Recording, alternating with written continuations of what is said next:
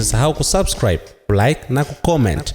Jeshi la Magereza Tanzania linapenda kuujulisha umma kuwa katika kutekeleza majukumu yake ya kuwapokea, kuwahifadhi na kuwarekebisha wanaoshikiliwa gerezani wakati wote, limekuwa linazingatia pamoja na mambo mengine usalama wao kwa kipindi chote wanachokuwa chini ya ulinzi wa jeshi. Kwa misingi hiyo, jeshi limeweka utaratibu madhubuti wa kusimamia utoaji wa huduma mbalimbali ikiwemo chakula kwa wafungwa na mahabusu kwa mujibu wa kanuni za kiusalama, udhibiti, usimamizi na uangalizi wa huduma ya chakula kwa wafungwa na mahabusu ni utaratibu wa kisheria unaolenga kumlinda mfungwa au mahabusu mwenyewe katika kuhakikisha usalama wa afya yake na kuzuia mazingira yoyote hatarishi. Kila mfungwa au mahabusu anahudumiwa kulingana na matakwa ya sheria bila upendeleo. Jeshi la Magereza litaendelea kufanya kazi zake kwa weledi na kwa kuzingatia sheria,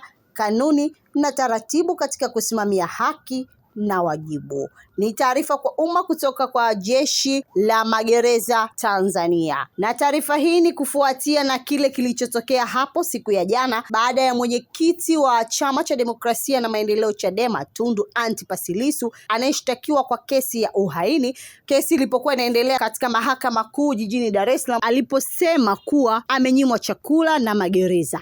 Nilikusomea taarifa hii, jina langu ni Zakia Nanga. Ili kwa wa kwanza kupata habari zetu, tafadhali usisahau kusubscribe, like na kucomment.